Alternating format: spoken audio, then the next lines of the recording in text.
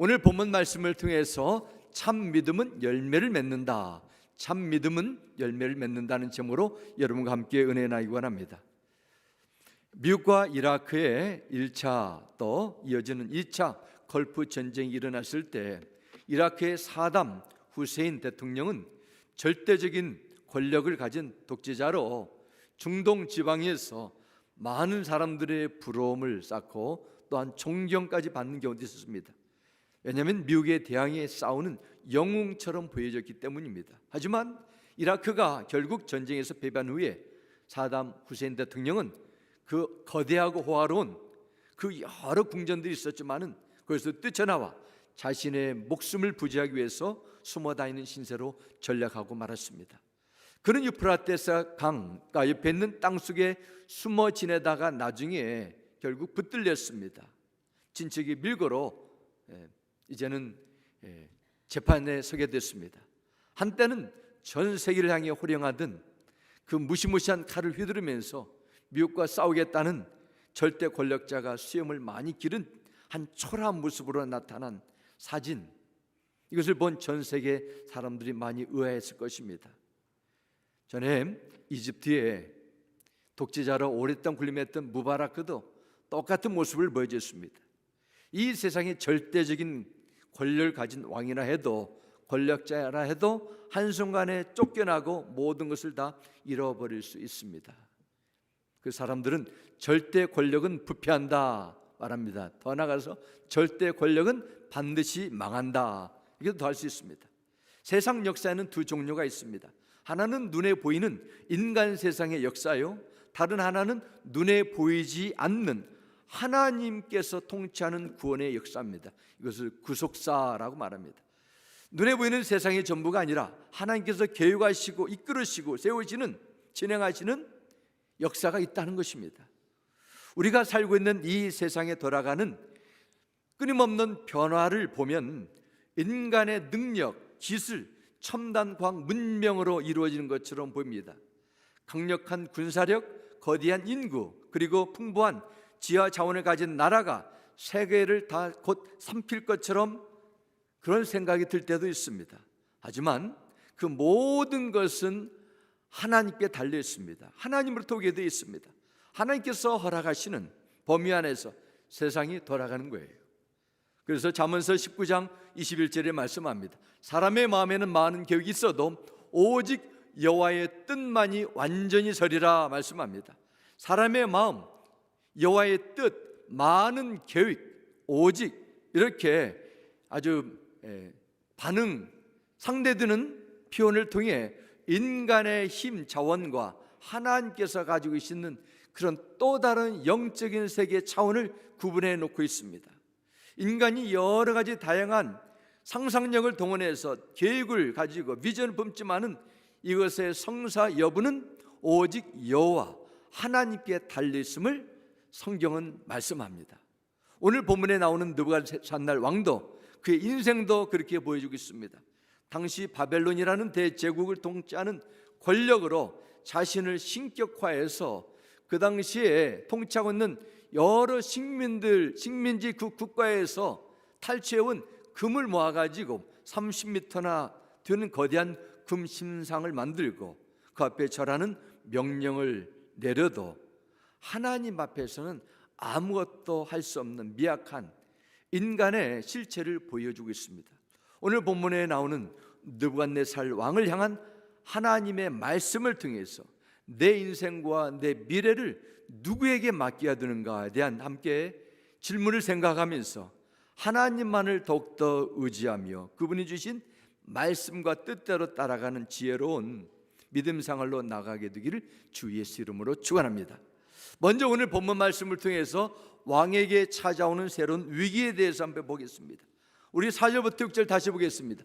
나 느부갓네살이 내 집에 편히 있으며 내 궁에서 평강할 때 한 꿈을 꾸고 그로 말미암아 두려워했으니 곧 내 침상에서 생각하는 것과 머릿속으로 받은 환상으로 말미암아 번민하였노라. 이러므로 내가 명령을 내려 바벨론의 모든 지혜자들 내 앞으로 불러다가 그 꿈의 해석을 내게 알게 하라 하였더라. 이런 말씀이 있습니다. 이 본문의 배경은 느부갓네살이 어느 날 꾼 꿈을 가지고 있습니다. 그 꿈의 내용이 정확히 무엇을 의미하는지는 알 수 없었지만은 자신에게 엄청난 공포와 두려움을 줄 정도로 충격적인 내용이었습니다. 하지만 그는 당시 세계 최강대국의 절대 권력자의 위치에 있었기 때문에 남들이 보면은 연약한 모습을 나타내는 것이 안 좋았기 때문에 항상 강하게 보였습니다. 모든 것을 이룰 수 있다는 자신만만한 그런 태도로 보여줬습니다. 그렇게 보여주었어요. 만일 그가 하나님을 온전히 믿는 신앙의 사람이었다면 아무리 이해하기 힘든 불안하고 두려운 상황에서 그 가운데서 일하시는 선한 길로 이끄시는 하나님의 도움을 구하며 담대하게 평안한 마음으로 이것을 다 받아들일 것입니다. 하지만 그에게는 하나님을 신뢰하는 믿음이 없었기 때문에 한 번의 꿈을 꾸고서부터 모든 것이 두렵고 불안에 떨게 되었다는 것입니다. 이것이 하나님을 의지하지 않는, 자기 인생을 의지하는 사람의 상태입니다. 한국에 무당과 역술인이 약 100만 명이라고 말합니다. 100만 명의 인구는 한국의 용인, 창원시 다 어린아이 포함한 그 인구예요. 부산이 350만 명이라는데 30%의 부산 인구가 역술인이고 무당이라면 어마어마한 숫자지요. 왜 많이 늘어나냐? 10년 전보다 2배가 늘어났다고 하는데 그것은 바로 불황할 때, 사회가 어지럽고 혼돈될 때 더 성행하게 되고 무엇보다도 고령 사회에 접어들면서 평생 직장으로 들어간다는 것입니다. 은퇴가 없다는 것이지요. 그래서 요즘에는 수백만 원씩 수업료까지 내면서 역술인, 무당이들은 학원까지 생겼다는 것입니다. 그 이유는 시대를 또 국가를 초월해서 사람들의 마음은 끊임없이 항상 두려워하고 두려움 속에서 무언가를 기대하는 그런 심리가 변하지 않기 때문에 이것은 평생 직장이라 한다는 것입니다. 사람의 마음이 그렇습니다. 오늘 본문 느부갓네살 왕이 보여준 그 내용, 그는 그 많은 권력과 재산을 가지고 있지만은 하나님께서 주신 꿈을 가지고 어쩔 줄 모르는 나약한 모습을 가지고 있습니다. 이 사건이 일어난 때는 다니엘이 40년 가까이 왕의 신하로 섬길 때였습니다. 어느 누구보다도 왕은 다니엘을 잘 알고 있을 텐데 왜 다른 지혜자들에게 먼저 꿈을 부탁하게 됩니까? 아마도 지난번 꿈에 이 지혜자들이 부탁했는데 꿈을 전혀 해석할 수 없었습니다. 그래서 이번엔 너희들이 한번 내봐라. 그래서 지난번에 실패했던 그 수치를 회복할 수 있는 기회를 줬을지 모릅니다. 왕을 다니엘을 신뢰했습니다. 나는 정확히 알지 모르지만은 누군가의 신에 붙들려 함께하는 다니엘의 인생을 봤습니다. 그러나 그 당시에 왕의 주인은 어떻게 해서든지 자기의 유익을 챙기려고 정치적인 수단을 발휘하는 모사꾼들이 있었습니다. 그래서 바로 옛날이나 지금이나 변함이 없는 것입니다. 그래서 다니엘을 끌어내려고 자신들이 그 위치로 올라가는 그런 아주 질투와 경쟁이 치열했던 곳이었습니다. 드디어 왕궁의 술사들과 점쟁이들은 이때다 해서 자신들의 능력을 보여줄 것이다, 왕이 신음을 얻어야 되겠다는 기회를 여겼습니다. 그러나 이번에도 그들은 왕이 꿈의 내용을 알고도 해석해 줄 수 없었습니다. 그것은 바로 하나님께서 감추어준 계시였기 때문에 인간의 지혜로는 도저히 풀 수 없었던 것입니다. 만일 다니엘이 없었다면 그 자리에 술사들이 적당히 꿈에는 이야기로 왕이시여 그 꿈의 내용은 이런저런 내용입니다, 그렇게 해가지고 위기에 빠져나가고 신임을 얻을 수 있을 것입니다. 그러나 지금 다니엘이 있어요. 그래 어쩔 줄 모르고 우리는 할 수 없습니다, 솔직하게 고백하는 것입니다. 이때 느부갓네살 왕은 다시 다니엘을 부르게 됩니다. 그 내용이 8절에 기록합니다. 그 후에 모든 지혜자들이 포기했을 때 다니엘이 내 앞에 들어왔으니 그는 내 신의 이름을 따라 벨드사살이라 이름한 자요 그의 안에는 거룩한 신들의 영이 있는 자라 내가 그에게 꿈을 말하여 이르되 기록합니다. 왕은 다니엘에게 내 신의 이름을 따라 벨드사살이라 이름한 자요 말합니다. 내가 우리가 믿는 벨이라는 그 신의 이름을 너에게 붙여줬는데 너는 특별하다는 것이죠. 나를 통해서 받는 혜택이 있다는 것입니다. 다니엘이 가진 지혜와 능력, 이것은 바벨론 왕으로부터 받은 것이 아니라 하나님이라는 것을 알고 있음에도 불구하고 그는 세상적인 방법과 사람들 먼저 동원해서 문제를 먼저 해결하는 것입니다. 유한한 인간의 생각, 깨달음으로 하나님의 뜻을 어떻게 다 풀이할 수 있겠습니까? 우리도 갑작스러운 사건을 만나게 될 때 이러한 잘못에 빠지기도 합니다. 처음에 하나님께 기도하면서 하나님의 뜻을 구했으면 일이 훨씬 수월하게 풀릴 텐데 물에 빠지면 지푸라기도 잡는다는 그런 말처럼 어떻게 해든지 빨리 해결해 보겠다는 급한 두려운 마음에 세상적인 방법, 인간적인 수단을 다 동원할 때가 있습니다. 그러다가 해도 안 되니까 나중에 하나님 앞에 매달리게 됩니다. 이건 지혜롭지 못한 태도입니다. 먼저 하나님을 구해야 됩니다. 잠언서 9장 10절은 말씀합니다. 여호와를 경외하는 것이 지혜의 근본이요 거룩한 자를 아는 것이 명철이라나 말씀합니다. 하나님을 존중하고 하나님의 주권을 믿음으로 받아들이고 순응하는 것, 바로 지혜로운 것이라는 것입니다. 어제 제 셋째 막내가 대학을 졸업했습니다. 그 큰 블루밍턴에 있는 인디애나 대학 스타디움에 많은 사람들이 모였어요. 아버지 약 2만 몇천 명 이번에 졸업해요. 많은 사람들이 모이고 부모와 가족, 친척들이 축하하는 시간이 있습니다. 시계 딱 끝나고 빠져나오는 그 군중, 또 졸업생들 보면서 생각했습니다. 참 이들의 앞날에 많은 도전과 넘어서야 관문이 있는데 참 그들이 잘 감당하게 되기를 바라는 그런 마음으로 지켜봤습니다. 졸업식, graduation ceremony라고 하지만은 commencement라고 말해요. commencement. 그것은 새로운 시작이라는 new beginning 뜻입니다. 우리 인생 속에서 한 번의 그 식으로 끝나는 것이 아니지요. 끊임없는 새로운 도전과 새로운 넘어서야 될 많은 난관들이 있습니다. 하나님의 앞에 지혜로운 사람은 먼저 주님의 도움을 구하는 자들입니다. 하나님의 인격과 성품으로 먼저 변화돼서 하나님께 사용하는 일꾼으로 쓰임받는 것입니다. 세상의 성공보다는 하나님의 기쁨과 영광을 위해 사는 것, 하나님 앞에 지혜로운 자입니다. 그러므로 최고의 자녀 교육도 하나님을 경외하고 먼저 순종하는 법을 가리키는 신앙교육이라고 믿습니다. 내 신앙, 내 생각, 내 힘이, 내 경험이 아니라 하나님의 은혜로 사는 것을 인정하는 것, 이것이 하나님 앞에 지혜로운 길이고 최선의 길임을 믿으시고 늘 하나님을 하나님으로 인정하는 믿음 생활로 나가게 되기를 주 예수 이름으로 축원합니다. 두 번째는 느부갓네살 왕의 꿈과 다니엘의 해석입니다. 오늘 본문 10절부터 23절에 보면은 왕이 자신의 꿈 이야기를 시작하고 다니엘이 그 내용을 다시 반복하는 내용이 있습니다.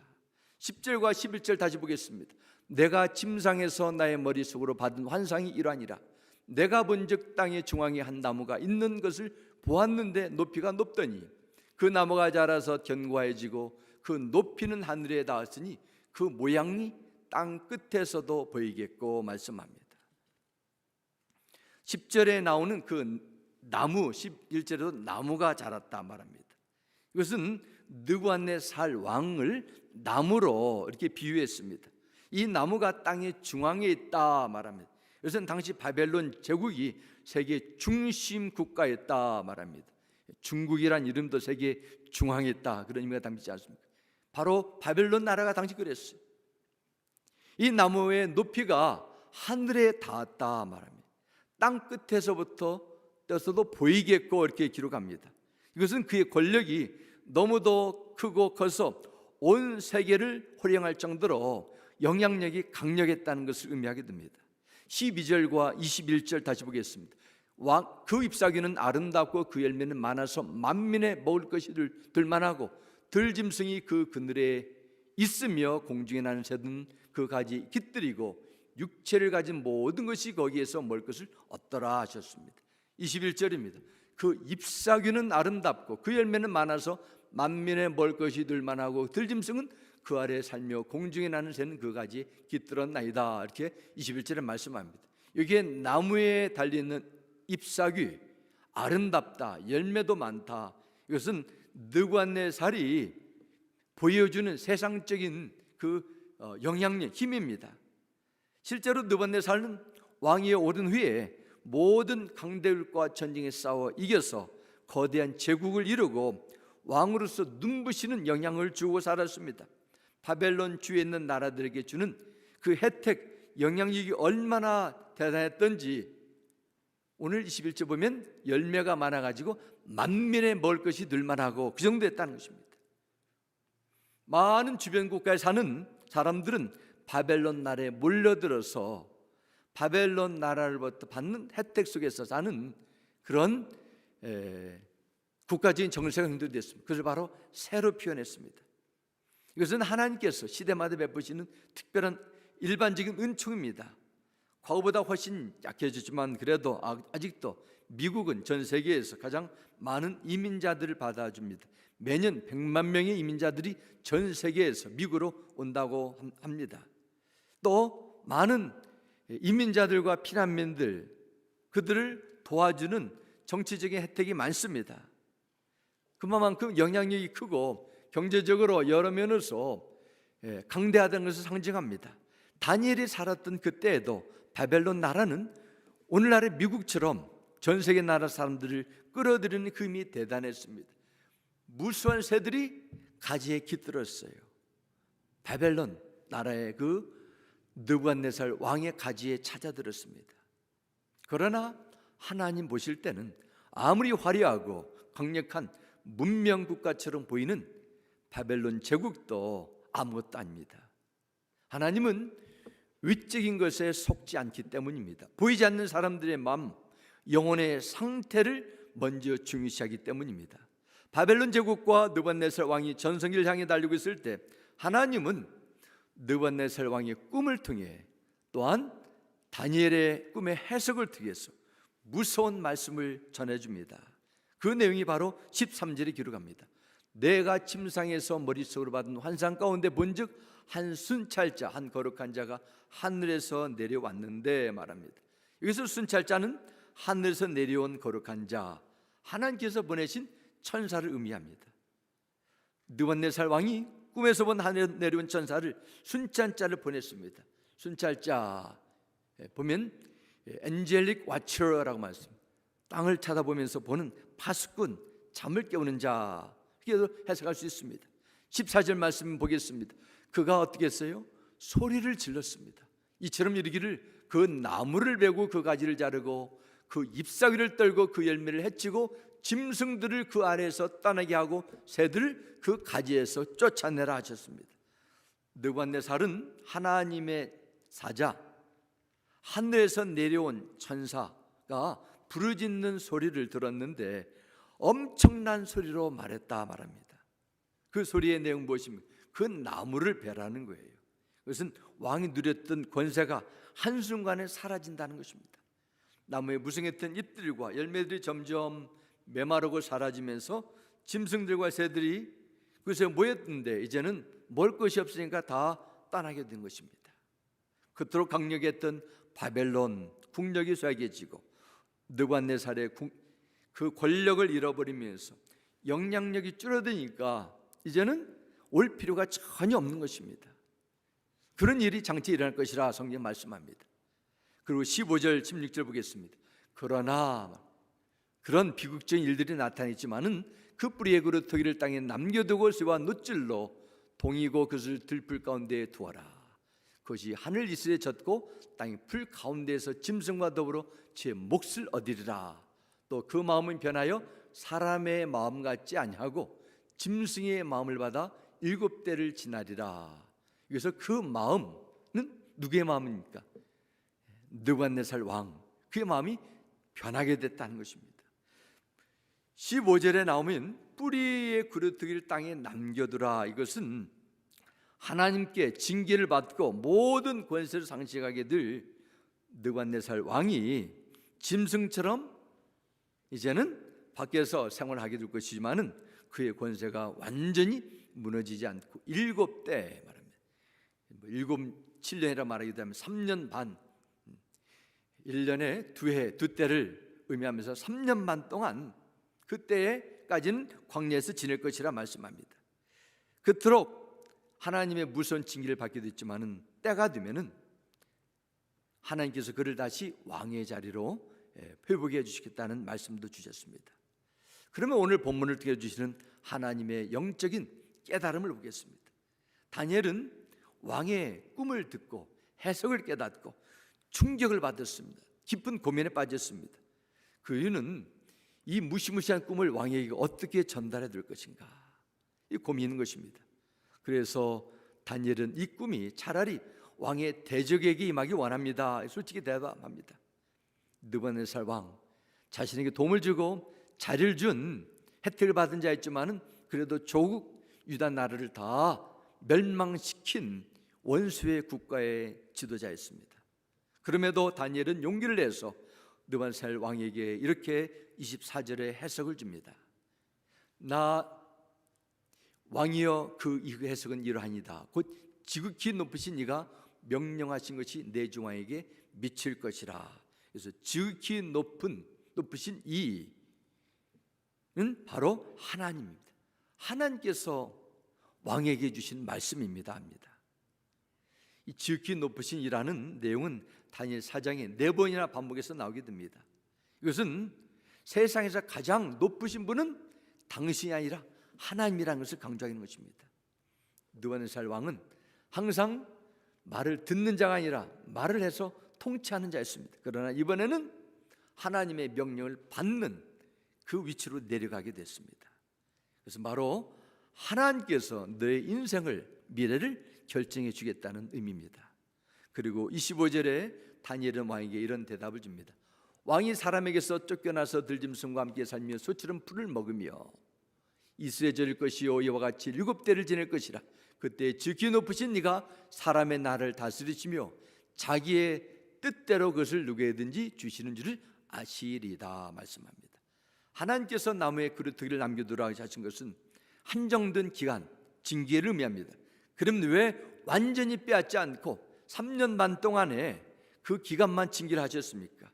그것은 바로 느부갓네살 왕이 자신을 돌아보며 깨달을 수 있는 기회를 주신 것입니다.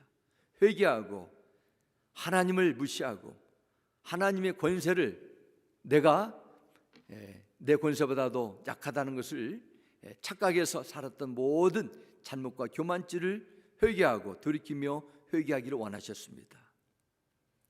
그리고 나중에는 지극히 높으신 분은 내가 아니라 하나님이라는 것을 알고, 또한 하나님은 지금도 가진 자를 빼앗아서 다른 자에게 주실 수 있는 권세가 있는 분임을 알기를 원하셨습니다. 세상 만사가 사람의 능력, 노력이 있는 것이 아니라 하나님은 지금도 주시기도 하시마는 빼앗기도 하십니다. 하나님의 결정이 중요하다는 것입니다. 3년 반 동안 이 바벨론 왕이 짐승처럼 살게 된 것은 그의 교만심이 끼어지고 하나님 앞에 겸손히 엎드리는 시간이 필요했기 때문입니다. 다니엘은 꿈속에 담겨진 하나님의 계시를 해석하며 왕에 전달하는 데 그치지 않고 들은 내용을 어떻게 왕이 살아야 되는가에 대해서 27절에 다시 전달해 줍니다. 그런즉 하나님의 명령과 왕에게 임한 하나님의 징계를 깨달았으면 어떻게 사는 것이죠? 왕이여, 내가 이루는 것을 받으시고 공의를 행함으로 죄를 사하고 가난한 자를 긍휼히 여김으로 죄악을 사하소서. 그리하시면 왕의 평안함이 혹시 장구하리다 아니라. 이런 대답을 줍니다. 다니엘이 왕에게 간곡한 부탁을 올립니다. 왕이여, 당신은 이 온 제국을 통치하는 최고의 권력을 가진 분이지만 당신보다 더 높으신 하나님이 계십니다. 그리고 당신을 평가하실 것입니다. 지금까지 당신의 말로 사람을 살리기도 하고 목숨을 뺏기도 했습니다. 하지만 이제부터는 다릅니다. 하나님께서 당신의 생명, 당신의 권세, 미래를 결정해 줄 것입니다. 꿈에선 보여준 계시는 너무도 끔찍하고 무섭지만 아직 왕에게는 시간이 있습니다. 앞으로 어떻게 하시는가에 따라서 피할 수 있습니다. 그럼 뭘 해야 하는 거예요? 가난한 자를 궁히 여김으로써 죄악을 사소서. 왕의 욕심과 권력을 위해서 무수한 수탈을 삼고 곡간을 채웠지만 이제는 당신의 주어졌던 손을 펴시고 당신의 곳간을 여시고 지갑을 풀어서 약하고 가난한 자를 도와주셔야 됩니다. 그런 내용을 듭니다. 얼마나 수탈을 많이 했으면 하나님께서 이런 말 했겠습니까? 우리에게도 어려움이 올 때 어려움을 피하거나 줄일 수 있는 방법들이 있습니다. 가장 중요한 방법은 내 자신을 하나님 앞에 낮추는 것입니다. 그리고 그동안 손으로 움켜쥐었던 닫아두었던 주머니를 풀어야 돼요. 그리고 어떻게 돼요? 가난하고 약한 자들을 위해서 도와주는 거예요. 우리는 무한정 가질 수 없습니다. 우리는 이제는 나누고 베풀어야 됩니다. 자신만을 위해서 사는 인생, 왕국을 세우는 느부갓네살은 하나님께서 계시를 통해 해결책을 미리 받은 은혜를 받았습니다. 그리고 시간이 한창 지났어요. 1년이 지났어요. 어떤 일이 났습니까? 28절 말씀 보겠습니다. 이 모든 일이 다 느부갓네살 왕에게 임하였느니라 말씀합니다. 이 모든 일은 왕에게 보여진 꿈의 계시의 내용들이 하나도 틀리지 않고 그대로 다 성취되었다는 것입니다. 말씀하신 대로 다 이루었다는 것은 그 말씀하신 분이 하나님이셨기 때문에 당연히 성취되는 것이죠. 자기가 아무리 뛰어난 왕이라 할지라도 하나님께서 한마디 하시니까 그 순간 왕의 자리에서 믿었던 신하의 반란으로 쫓겨나 들짐승처럼 살게 된 것입니다. 그러나 하나님께서 베푸신 긍휼과 자비로 제정신이 번쩍 돌아온 후에 하나님의 살아계심을 깨달았습니다. 느부갓네살 왕이 하나님을 침하지 못해서 그래요? 아닙니다. 오랜 전에 다니엘이 꿈을 해석할 때에도 또 새 친구들이 풀무불에서 살아남을 속에서도 새 친구들과 함께하는 하나님이 함께하신 것을 봤을 때도 인정했습니다. 다니엘과 새 친구들이 경험한 하나님의 역사를 직접 목격하고 경험했습니다. 그리고 자신의 경험을 모두에게 나누면서 한 번도 드린 적이 없는 하나님까지도 이름을 부르며 찬양됐습니다. 그만큼 체험한 은혜가 감동적이었고 잊을 수 없는 그런 영적인 충격으로 다가왔다는 것입니다. 그러나 그는 하나님의 말씀대로 살았어요? 못 살았어요? 살지 않았어요. 결국 끔찍한 징계를 받았습니다. 세상의 과거에는 if, 만이라는 가설이 없습니다. 하지만 만일 느부갓네살 왕이 다니엘의 해석을 통해 들은 이 하나님의 계시를 겸손히 받아들이고 순종했더라면 어떻게 됐을까 생각했습니다. 그의 인생과 바벨론의 역사도 달라졌을 것입니다. 그러나 그는 그렇게 살지 않았어요. 왜 우리가 성경에 기록된 하나님의 말씀을 진지하게 받아들여야 됩니까? 성경에 기록된 모든 말씀은 하나도 빠지지 않고 반드시 그대로 성취된다고 하나님께서 말씀하시기 때문입니다. 마태복음 24장 35절에 말씀합니다. 주님께서 이렇게 말씀하셨어요. 하늘과 땅은 없어질지라도 나의 말은 결코 없어지지 않을 것이다 하셨습니다. 창세기로부터 요한계시록까지 예수님의 모든 사역의 예언이 되어져 왔고 또 예언이 성취되어 가고 또 그 예언들이 마지막 재림과 심판 때까지 하나도 어긋남이 없이 성취되어 가고 있다는 사실을 끊임없이 우리에게 증거하고 있어요. 이런 면에서 인생의 이 세상의 모든 해답은 성경 안에 있습니다. 가정과 교회, 사회, 모든 국가의 흥망성쇠와 그들의 결말은 성경 안에 다 있는데요. 어디서 새로운 지식, 정보를 찾아야 돼요? 말씀으로 돌아와야 됩니다. 히브리서 4장 이런 말씀합니다. 그들과 같이 우리도 복음 전함을 받은 자이나 들은 바 그 말씀이 그들에게 유익하지 못한 것은 듣는 자가 믿음과 결부시키지 아니함이라 말씀합니다.